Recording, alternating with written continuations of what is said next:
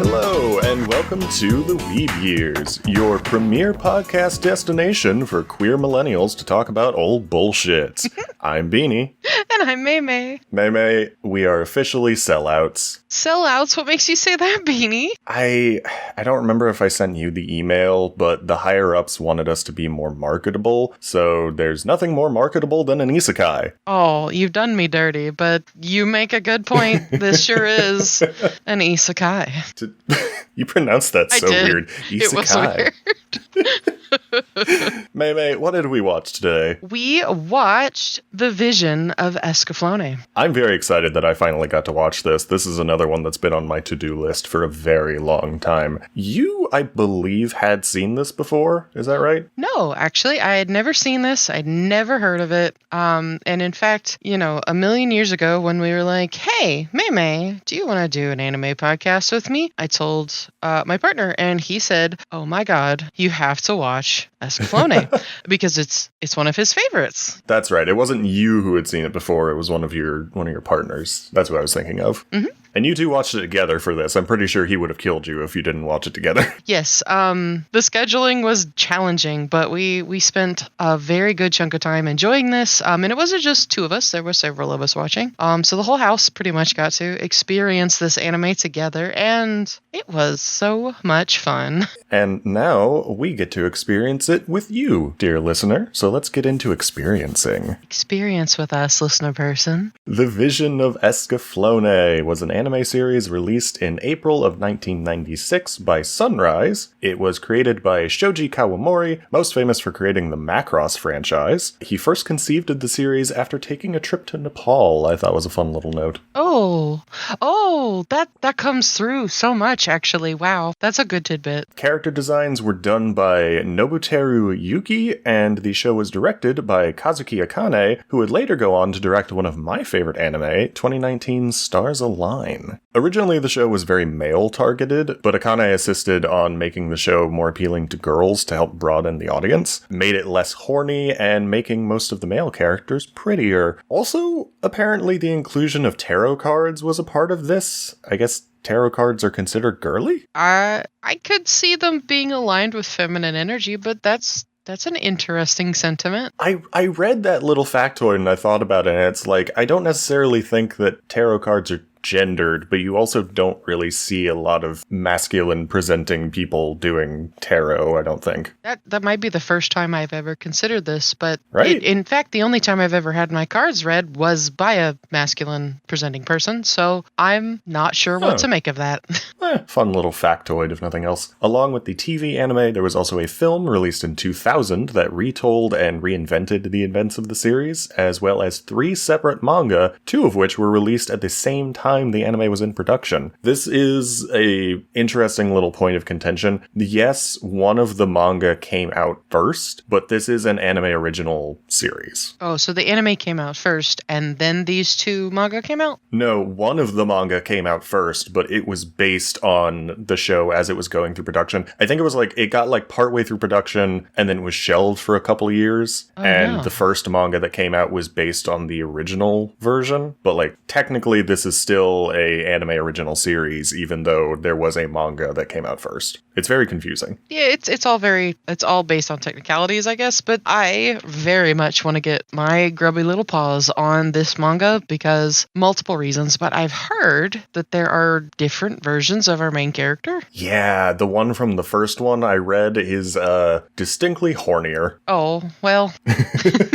Now, in 1998, the series was released on 8 subtitled VHS tapes in the US by Bondi Entertainment, and in 2000, Fox Kids began broadcasting a heavily edited version of the series, editing out the violence and making Vaughn the main character instead of Hitomi. It was cancelled after only 10 episodes due to low ratings, though the rest of the dubbed episodes did apparently air in Canada. If I had known that, I kind of wish that I had pulled Laurel into this to see if they had ever seen it. Oh, we should ask them, actually. Like, I just want to know. But I did know about the flimsy 10-episode release because, boy, did my partner have some opinions on that one.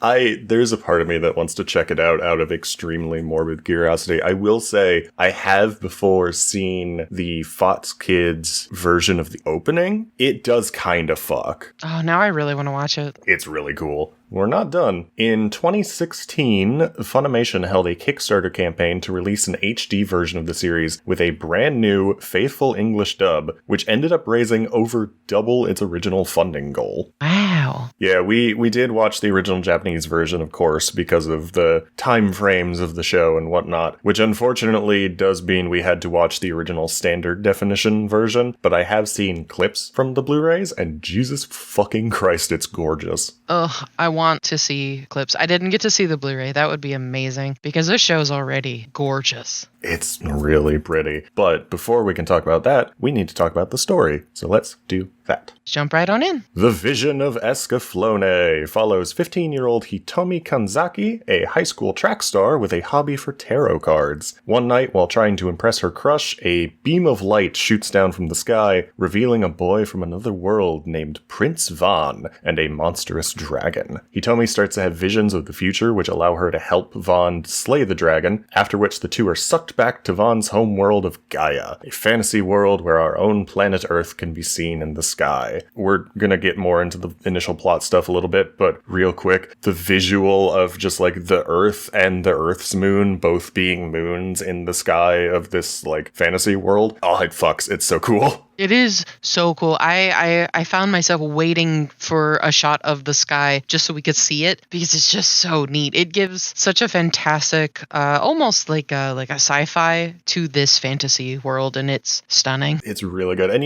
we'll go ahead and just talk about it. The art style of the show is just generally really pretty cool. It's got a very unique look for an anime, like the character designs especially, and the animation itself is absolutely gorgeous at times. There's definitely some moments where it can look a little wonky. It's mostly the noses.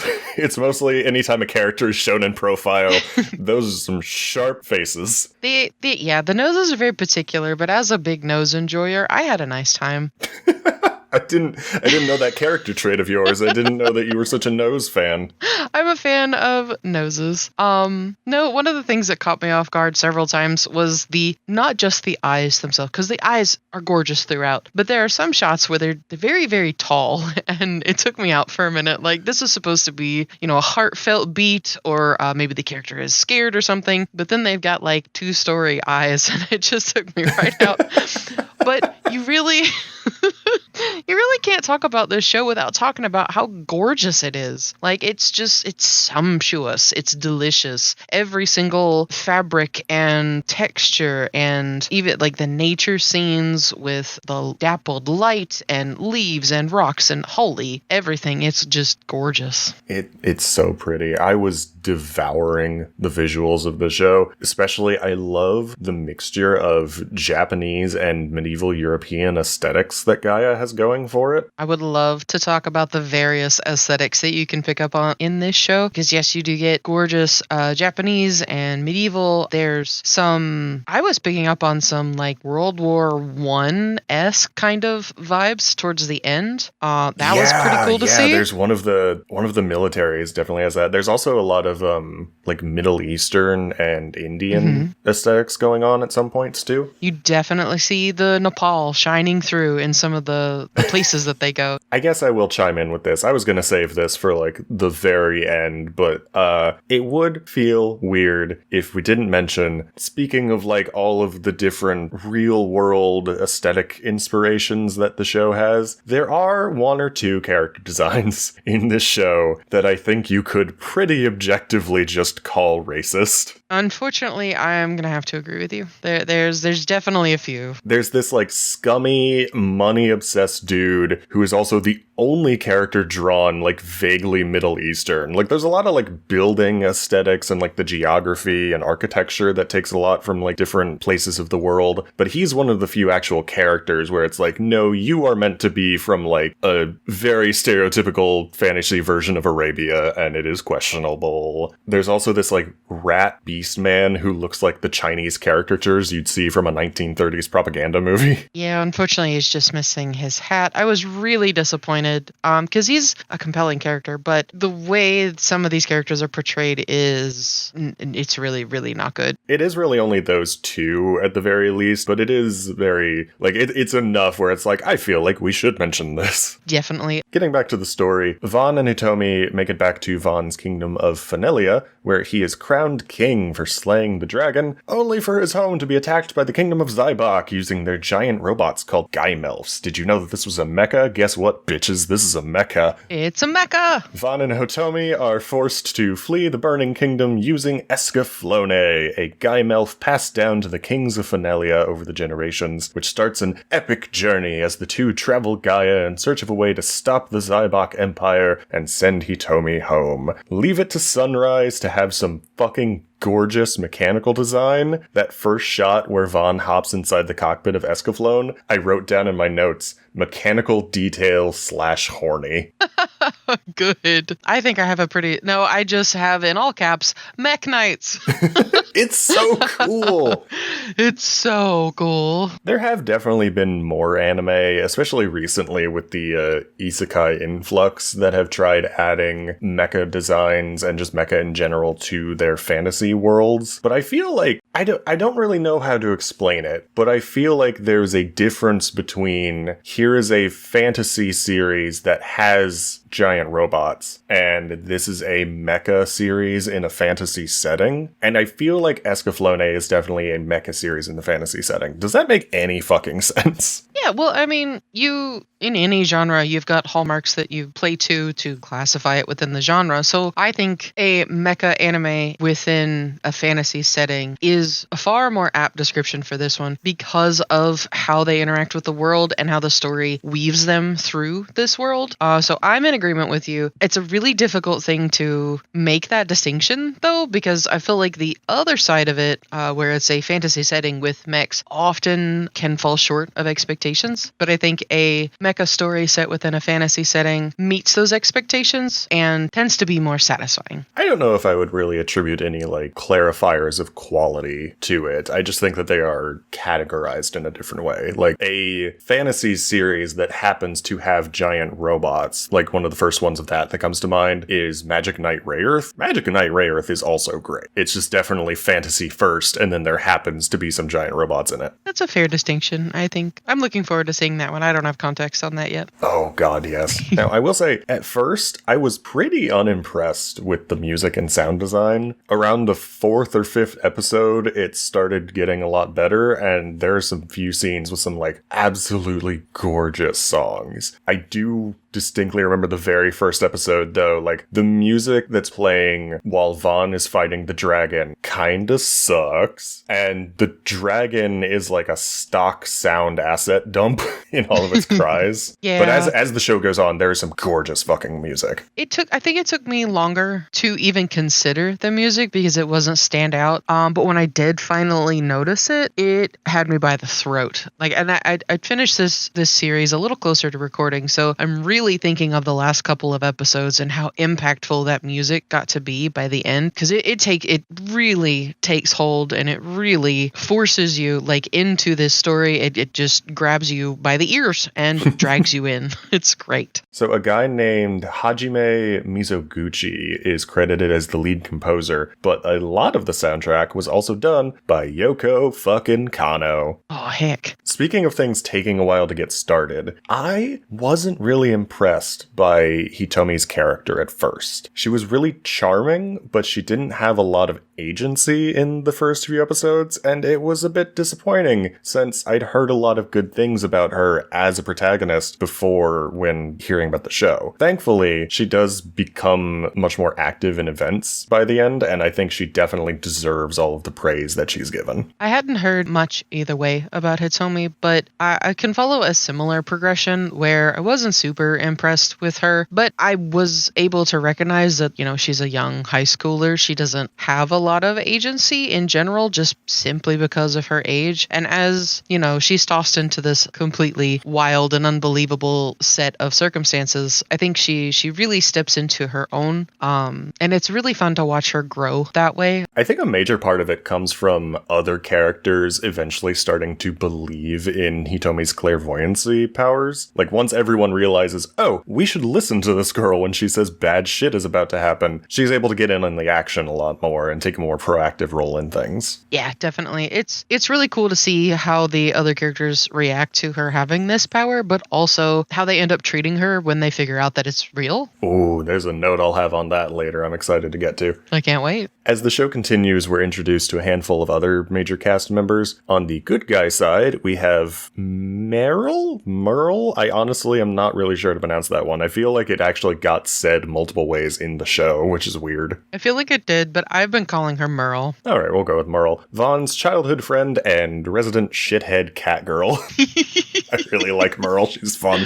Merle is so much fun. We also have Alan Shazar, a handsome knight for the neighboring kingdom of Asturia, and one of Hitomi's love interests. Also, Malerna Ashton, one of the princesses of Asturia, and a major love interest of Alan's. I was actually really impressed by the character writing of the show, and specifically all of the fluctuating romance bullshit that goes on. I know most people don't like love triangles. That's usually because most love triangles are written badly. These all feel like real people with understandably complicated emotions. They are. There are several points where the girls are talking to each other, but they are talking in such a way that it was really meaningful and impactful to me because that's how I spoke to other girls at that age. And so their communication between each other is really, really cool. But to speak to the love triangle, they really do feel like they're real and they're navigating real situations. There's a particular plot point that is very extremely real. Plenty of people have lived that experience. And the way they navigate it together is really genuine. And I love to see genuine relationships played out on screen, even though I do live for the drama.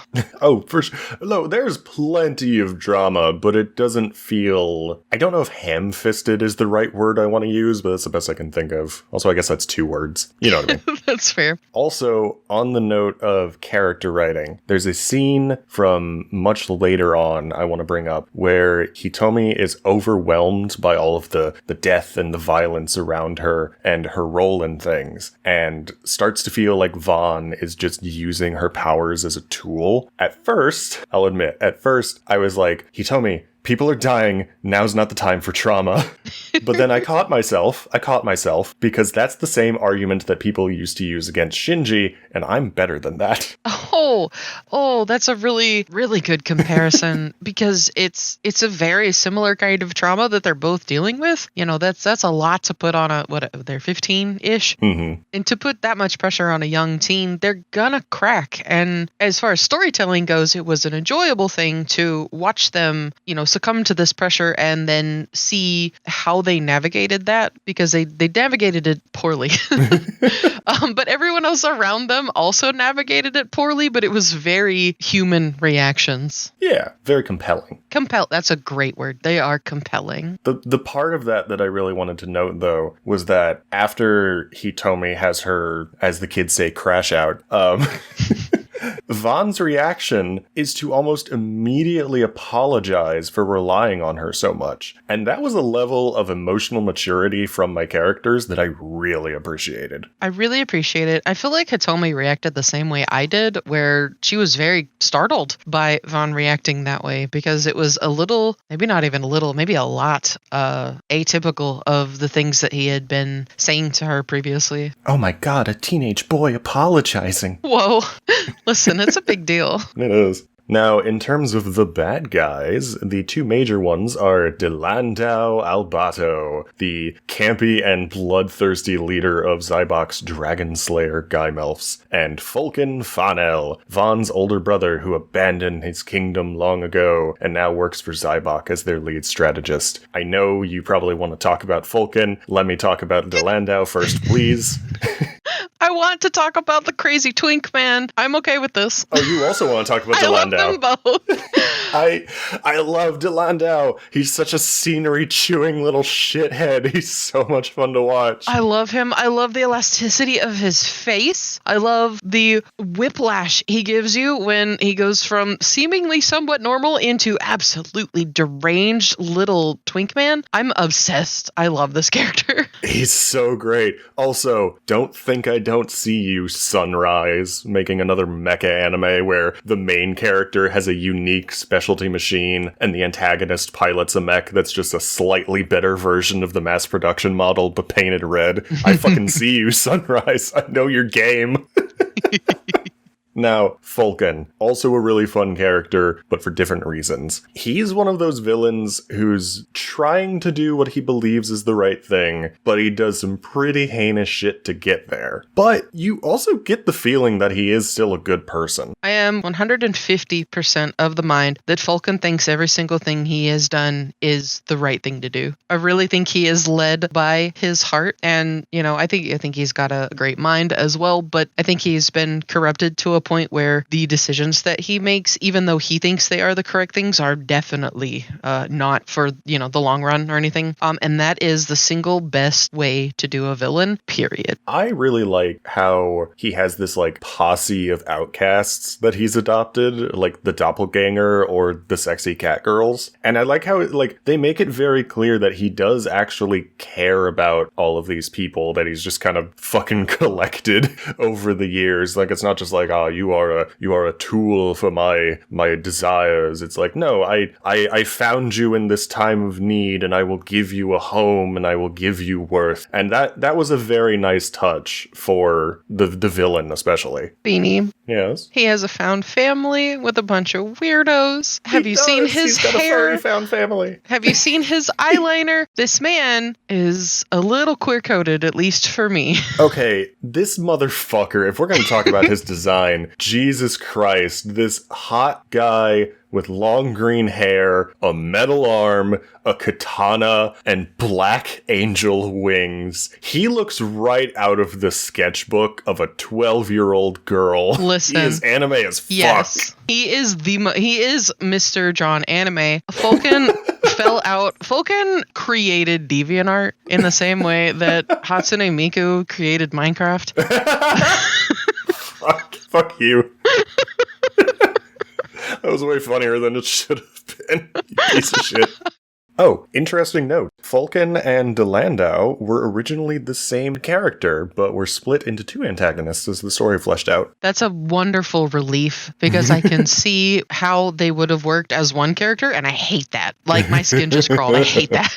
Now, there is so much that we could talk about that we just can't, because it's all spoilers. But holy fuck, this show goes some buck wild places. There's some really interesting mechanics going on, very minor spoilers. I love the idea of destiny being a tangible force of nature, like gravity or magnetism. That's so fucking cool. They do really cool shit with it. It is so cool. So we're in this fantasy setting, and then they just inject this heaping dose of sci-fi, and it blends seamlessly, and it's overwhelmingly cool.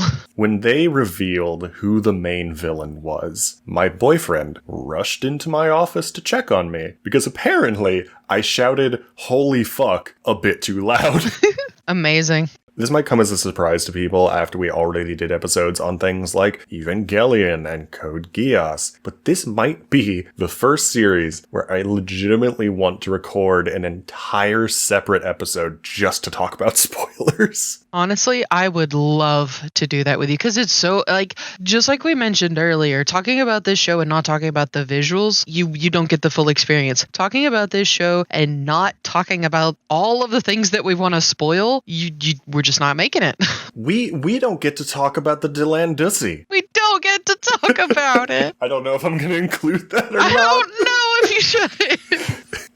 All right, so without spoiling anything, I do still want to ask how you felt about the ending, because I'm still not really sure how I feel about it. Like, I'm not necessarily unhappy with it, but I do feel like it could have been better. I have so many... This is going to be a hard one to talk about because we can't spoil it. Beanie, you've made this an impossible, insurmountable task, but I will do my best. As per usual, I wanted so much more. I could luxuriate in this plot for a whole nother season, and I didn't get it. And I recognize why I didn't get it for a myriad of reasons. And that's okay, because the actual ending, the thing that wraps up the whole thing, I loved the storytelling aspect of it, but I'm going to tell you one of my notes here. Okay. Hitomi is a teenage idiot, but I really enjoyed this one. Oh, yeah.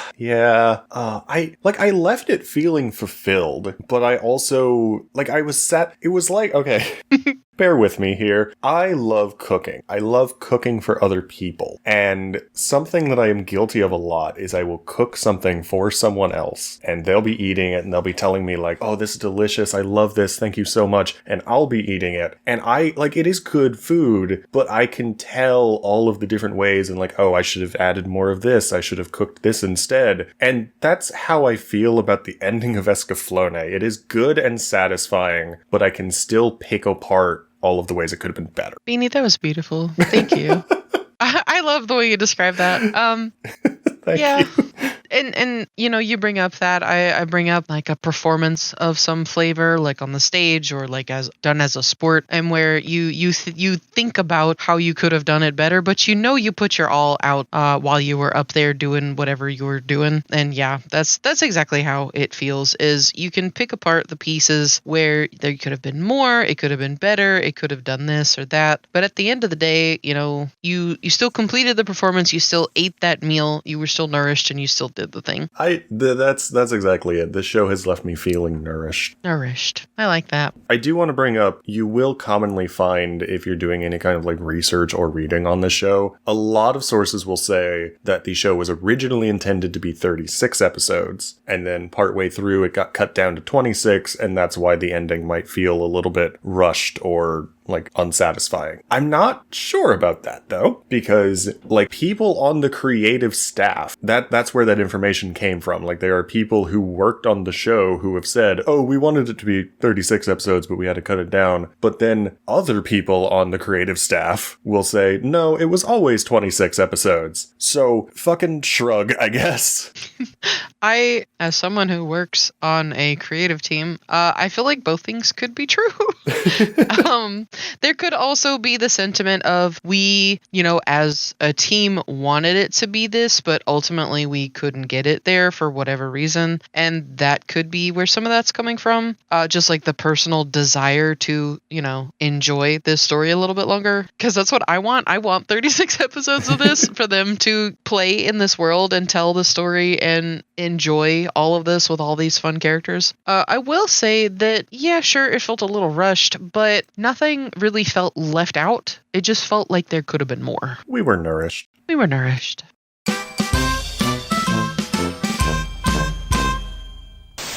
Gosh, I sure am bored. My favorite podcast only uploads every other week, so all I can do until the next episode comes out is cry into my Haruko Haruhara body pillow. Reverse those tears back into your eye holes, sad listener person. We're here to solve all your sadness problems. And also promote ourselves financially. Oh my gravy! It's Beanie, Laurel, and MaeMae from the Weeb Years, my favorite anime podcast I was just crying about. Silly listener person, didn't you know that the Weeb Years has a Patreon with tons of exclusive bonus content? You get access to exclusive recordings and videos, read the notes we take while doing research, Plus, you can get new episodes 3 days early. That makes you better than everyone else for 3 whole days. Wow, that all sounds so cool. I wish I had the $100 a month it costs to access all those amazing extra goodies. Silly listener person, you can access all that fantabulous bonus material for only $5 a month. Sugoi! Haha, never say that again. Just go to patreon.com/theweebyears to cure all your boredom and sadness forever. Sorry about your wall, by the way.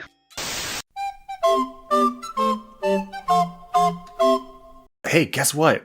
What, Beanie, what? Retroviews! Aw, let's do it. So apparently, despite not being very successful in Japan, Escaflowne was actually a surprising hit basically everywhere else in the world, especially in America and South Korea, which is apparently the only reason the Escaflowne movie even got made. A number of anime magazines pointed out the breathtaking visuals and soundtrack. As they should. That's actually surprising that it wasn't that popular in Japan. Like, that's taken me... That took me out a little bit. It is weird, yeah. Now, it was actually pretty hard to find reviews of this show from when it originally came out. Even all of Anime News Network's reviews are from the Funimation dub. The earliest user reviews you can find on my anime list are from 2007, though I did find a scathing review from 2009 that I wanted to read out. Oh no, scathing? Trigger warning for light sexual assault mention. I didn't write this. It's dynamic, artistic, and looks gorgeous. A vivid world brought to life by an excellent production staff. Escaflowne's story takes a dump on all of this, squatting on its non-existent bent knees, its jeans wrapped around its feet awkwardly, while it looks around without any shame whatsoever, even with an air of arrogance about it, staring at you as if to say, yeah, so what? The writer, the aforementioned dump taker, takes the concept of fate and rapes it to a bloody pulp with deus ex machina after deus ex machina. What we see is not so much the consequences of toying with fate as the big baddie attempts to do, but the consequences of a lousy writer using fate as an excuse to take shortcuts in the screenplay because he's too lazy and incompetent to tell a tale properly. This goes on for about 14 paragraphs. Whoa. Yeah. Okay. So sometimes on this show we get really intense retro reviews. This is lot. Next level. Yeah. I'm upset. I didn't get any of that. And sometimes I can kind of see where they're coming from. No, I don't get it. I maybe one or two very specific instances, but I would even call those instances forgivable just due to the mechanics of the world. Yeah, it doesn't feel like at all what this user is suggesting, because it does, the world allows for these decisions, these plot points to happen. It didn't feel like any of them were unnatural or because of poor writing. Nothing that sticks out immediately anyway. I almost want to go back. I find anytime I do the retro reviews, I just grab paragraphs and snippets from them to get on the key talking points. I almost want to go back and read through that whole thing again and just find anything else to bring up just so I can wow you with its bizarritude. It sure paints a picture, that's for sure. Here we go. Let's see if I can find anything good. Escaflowne has a pretty simple and almost childish story structure of groups of people being chased from one action scene to another, complemented by a love triangle, which all builds up into a perfect storm of plot contrivances, holes, twists, and gaps of logic, all meaningless, unearned, and insulting. Wow. I don't think I watched it hard enough. I am so upset that I did not read this part when pulling for the retro views. Holy fuck, this is the best thing I've ever read. Oh no. This character, in quotes, of Hitomi feels and sees everything that happens in the story, all to the writer's convenience. She's not so much a god as she is the writer's pen masturbating over your eyeballs. Hey, what the fuck? That's amazing! I'm stealing that. I am. Oh, God. I don't agree with this person in the slightest. That is one of the best things I've ever read. You get a pass for your bad takes just because of that line. Holy shit. I'm not giving them a pass, but I will concede that was exceptionally written. Oh, boy. Anywho, I had a thought as we were talking about this today. Mm-hmm. I remembered one of our earliest episodes. Do you remember our Darker Than Black episode? How could I forget? I remembered a specific recurring talking point that we had during that episode where you lamented the lack of a Darker Than Black tabletop RPG. I would kill for an Escaflowne TTRPG. The idea of how fate and destiny is a tangible, manipulatable energy and how that could be translated into a gameplay mechanic in a RPG. Holy shit, that sounds so cool. That sounds insanely cool. I would be hard pressed if I couldn't find something that at least got similar vibes. But now that you've planted this seed, I want to grow this forest. I'm so ready for this. Alright, we're just gonna rush through this one. As usual, this is barely a segment. Would you recommend this today? Absolutely. It takes a few episodes to really hit its stride, and it can be a bit slow at times, but when it hits, it fucking hits. It fucking hits. I am also in the 100% yes category. Even if you only watch it for one or two of the things that we've mentioned, it will be worth the time to watch it. Also, it's just so pretty. Please, please look at it. You really need to understand that we were barely able to scratch the surface of all of the buck wild awesome bullshit in this show because of spoilers. So like, if anything we mentioned sounds interesting, I promise there's like 3 more things that are just as cool. Absolutely. I'm broke right now, but you bet your sweet ass I've got the Escaflowne model kit in my wish list right now. Guess what's already on my wish list? It's a good looking kit too, honestly. It I hope it transforms. We didn't even talk about the fact that the giant robot turns into a fucking dragon. It turns into a fucking dragon, and we didn't talk about Go watch how... Escaflowne. Go watch it. Like, how that thing turns on is so cool. It turned me on. Honestly, it got me too. Oh, dear listener, thank you for sticking around and listening to us yammer. If you liked this, you can find more of us on Blue Sky at Weeb Years. If you'd like to send a listener question or give suggestions or feedback, all that, we've got a mailbox, theweebyears@gmail.com. Normally, I would let my co-host read half of the outro, but I really have to pee, so I'm just gonna blaze through this. Oh my god, Beanie. If you liked spending time with us, thank you so much. And we'd really appreciate it if you could help us expand, share the podcast around, tell your anime-loving friends about us, leave comments and reviews, and hit that like, hit that subscribe, make those numbers get bigger. I'm gonna go take a wicked piss. Good night, everybody. I can't believe you're gonna end it with piss, Beanie. I don't want to end it with piss.